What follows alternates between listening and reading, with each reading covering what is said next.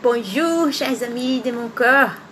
Avant de commencer la lecture d'aujourd'hui, je tiens à remercier tous mes chers amis pour les 84 abonnés de ma chaîne YouTube. Si vous ne savez toujours pas comment vous abonner, ouvrez simplement l'une de mes vidéos qui sont sur ma chaîne et regardez en bas un petit bouton qui dit s'abonner. Je veux pouvoir continuer à faire des vidéos pour vous avec un contenu important. Donc, si nous atteignons le nombre de milliers d'abonnés, YouTube commencera à monétiser la chaîne. C'est important pour que je puisse continuer à travailler.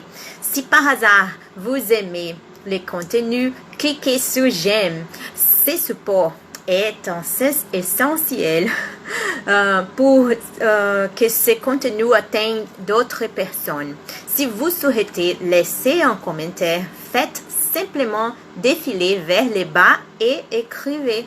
Vous pouvez poser des questions et des critiques. Tout ce que vous voulez partager avec moi sera bienvenu. Sera le bienvenu. Et enfin, les partages de contenu aident la chaîne et les personnes qui ont besoin d'aide. Toutes les vidéos ici aident beaucoup de gens. Le partage est une forme de charité envers ces personnes désespérées et les partages de contenu qui rendent les gens tristes et un contenu qui les aide. Lesquels pensez-vous être les meilleurs? Nous vivons à l'ère de la démocratie de l'information. Vous pouvez donc faire une différence aujourd'hui dans la vie de quelqu'un qui a besoin d'aide. Mon objectif est de partager de bonnes lectures avec des amis. Des lectures qui m'ont beaucoup aidé à grandir en tant qu'être humain et à me comprendre. C'est un travail de soutien émotionnel et spirituel. De cette façon, je crois que c'est fondamental pour aujourd'hui, alors que tant de gens sont désespérés, tant de jeunes se suicident, tant de gens ont perdu espoir, apportant de la lumière dans le cœur de tout le monde. Rappelant à mes amis chaque fois que je considère le spiritisme comme une science et non comme une religion. Et comme une science, il n'est pas là pour dire quelle religion nous devrions suivre, mais pour mettre fin au matérialisme, qui est ce qui nous éloigne de Dieu.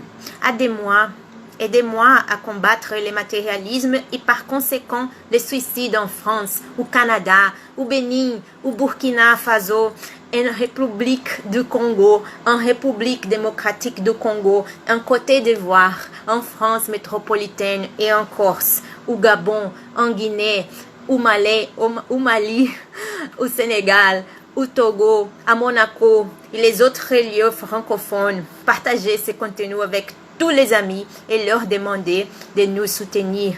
S'il vous plaît, que ces lectures vous soient aussi utiles qu'elles le sont pour moi. Eh bien, nous sommes de retour maintenant avec notre humble lecture du livre des esprits, un livre écrit par Allan Kardec et les esprits. Aujourd'hui, nous répondrons à la question suivante. Les démons existent-ils? C'est une question très longue et c'est la question 130 ans. Y a-t-il des démons dans les sens attachés à ces mots? Et l'esprit répond: s'il y avait des démons, ils seraient l'œuvre de Dieu. Et Dieu serait-il juste bon d'avoir fait d'être des êtres éternellement voués au mal et malheureux? C'est une bonne question. S'il y a des démons, c'est dans ton monde inférieur et autres semblables qu'ils résident. Ce sont ces hommes hypocrites qui font d'un Dieu juste un Dieu méchant et vindicatif. et qui croient lui être agréable par les abominations qu'ils commettent en son nom. Eh bien, Kardec fait une nota au-dessous de cette réponse et c'est une nota très importante. C'est la suivante. Les mots démon n'impliquent l'idée des mauvais esprits que dans son acception moderne, car le mot grec daimon, d'où il est formé, signifie génie, intelligence et se disait des êtres incorporels, bons ou mauvais sans distinction. Les démons, selon l'acception vulgaire du mot, supposent des êtres essentiellement malfaisants. Ils seraient, comme toute chose, la création de Dieu.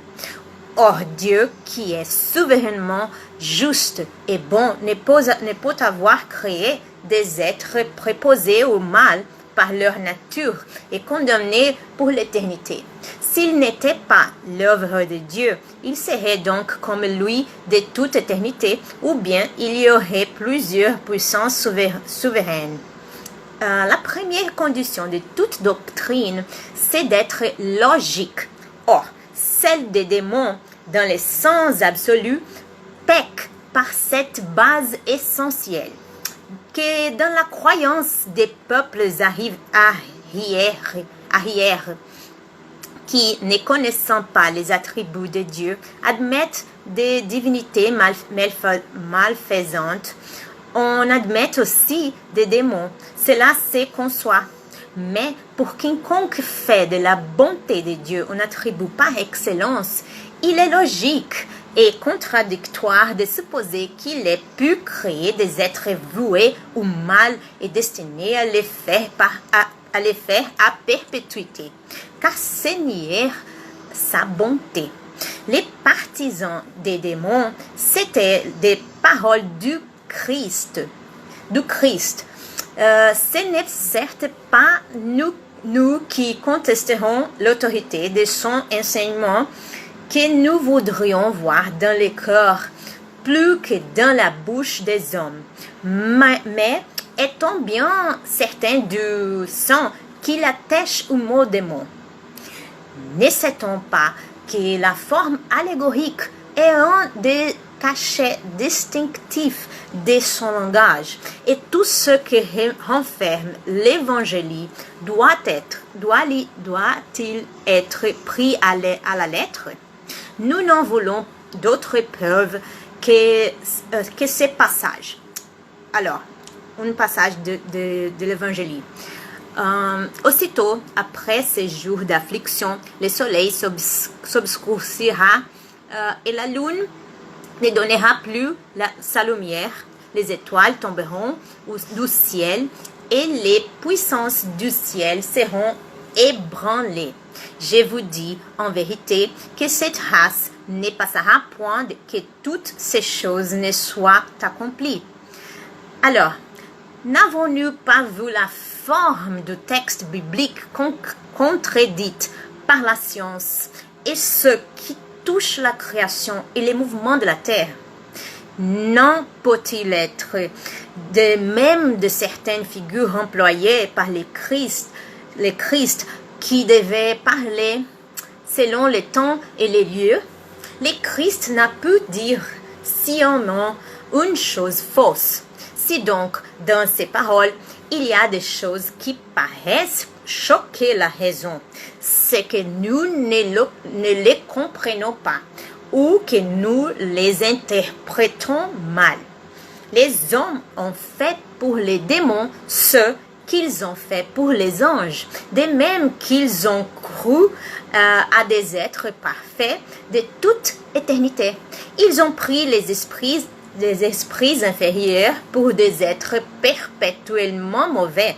Les mots démons doivent donc s'entendre des esprits impurs qui suivent ne valent pas mieux que ceux désignés sous les noms.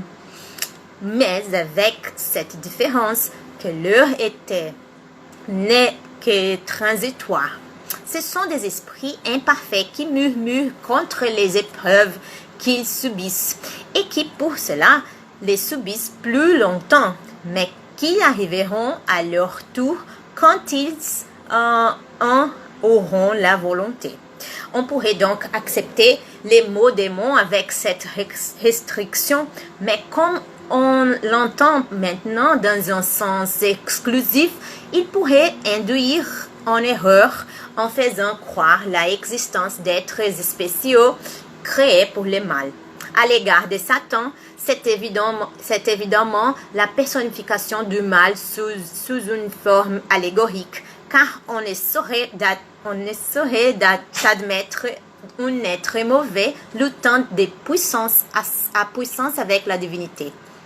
Et dont la seule préoccupation serait de contrecarrer ses desseins. Comme il faut à l'homme des figures et des images pour frapper son imagination, il a peint les êtres incorporels sous une forme matérielle avec des attributs rappelant leurs qualités ou leurs défauts. C'est ainsi que les anciens, voulant personnifier le temps, l'ont peint sous la figure d'un vieillard avec une faux et un sablier. Une figure de jeune homme aurait été un conte-sang. Il en est de même des allégories de la fortune, de la vérité, etc. Les modernes ont représenté les anges ou purs esprits sous une figure radieuse avec des ailes blanches, emblème de la pureté.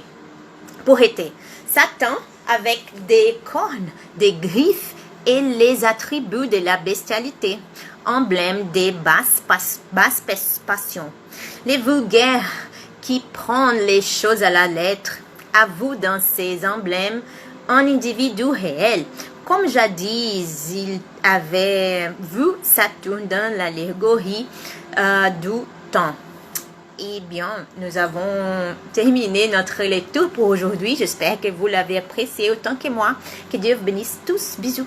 Salut.